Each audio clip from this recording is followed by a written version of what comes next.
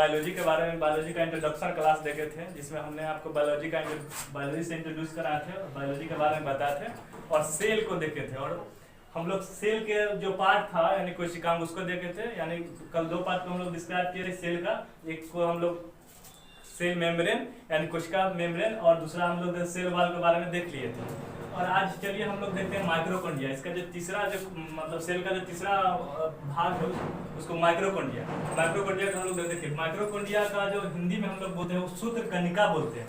माइक्रोकॉन्ड्रिया का हम लोग हिंदी में सूत्र कणिका बोलते हैं। और इसकी खोज अल्टमैन के द्वारा किया गया था 1886 ईस्वी में। हालांकि इसका नाम बेंडा के द्वारा माइक्रोकॉन्ड्रिया नाम बेंडा के द्वारा दिया गया था।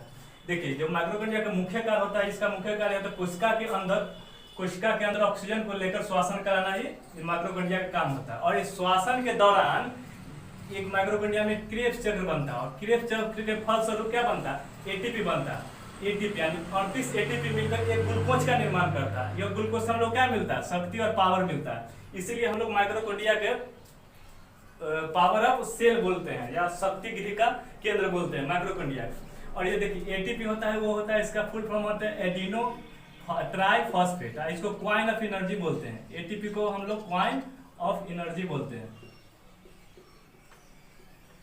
एटीपी को हम लोग क्वाइन ऑफ एनर्जी बोलते हैं। चलिए अब दूसरा देखते हैं, गोल्गी बॉडी या गोल्गी कार। एक ही नाम हुआ, गोल्गी बॉडी या गोल्गी कार। चौथा पार्ट हम देखते हैं कोशिका का। देखिए इसकी खोज कैमिलो गोल्जी के द्वारा किया गया था। इसका मुख्य कार्य क्या था, परिवहन कराना मतलब कि जहां ज्यादा एनर्जी की जरूरत है वहां ये एनर्जी को शिफ्ट कराता है। चाहे जहां ज्यादा प्रोटीन की जरूरत होती है वहां ये प्रोटीन को मतलब एक जगह से दूसरी जगह शिफ्टिंग करता है, प्रोटीन को परिवहन करता है। मान लीजिए हम लोग बैडमिंटन खेलते हैं तो क्या हाथ से मारते हैं, उससे हमको क्या चाहिए, हाथ में एनर्जी चाहिए। तो यही गोल्गी बॉडी क्या करता है कि उस समय एनर्जी को हाथ के पास शिफ्ट करता है। तो गोल्गी बॉडी का मुख्य कार्य क्या है, परिवहन कराना मतलब क्या, एनर्जी का परिवहन या तो प्रोटीन का परिवहन। जहां प्रोटीन की जरूरत वहां प्रोटीन का परिवहन करता है, जहां एनर्जी की जरूरत होता है वहां एनर्जी का परिवहन कराता है। इसीलिए इसे हम लोग डायरेक्टर ऑफ मॉलिक्यूलर ट्रॉफी के नाम से जाना, आणविक परिवहन का नियंत्रण कक्ष के नाम से भी जाना जाता है। उसके बाद हम लोग देखते हैं एक होता है रसधानी यानी वैक्यूल्स। 55वां पार्ट में हम लोग डिस्क्राइब करते हैं रसधानी यानी वैक्यूल। यानी इसका मुख्य कार्य क्या है, जल को संग्रह करना। आप लोग जानते हैं कि हमारे शरीर में जो पूरा का पूरा शरीर है, जो उसमें 65% जल पाया जाता है। तो जल शरीर में कहाँ रहता है, ये जल इसी वैक्यूल में रहता है। ये वैक्यूल कहाँ रहता है, तो कोशिका के। और कोशिका के अंदर क्या, कोशिका के अंदर रहता है वैक्यूल। वैक्यूल में ही 65% जल संरक्षित होता है। इससे आगे चलिए हम लोग देखते हैं कुछ और इसका भाग देख लेते हैं कोशिका का।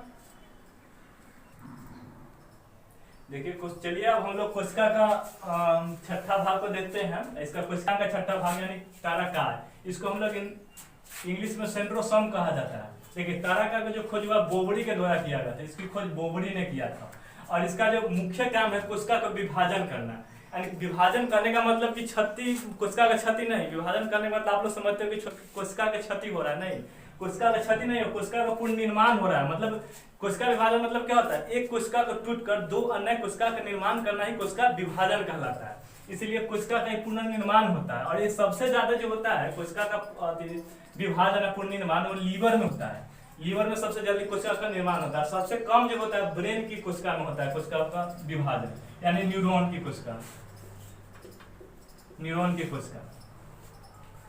अगर देखोगे कोशिका विभाजन बहुत तेजी से, अगर कोशिका विभाजन शरीर में कहीं भी अगर बहुत तेजी से हो जाता है तो वो क्या कर लेता है, कैंसर का रूप धारण कर लेता है।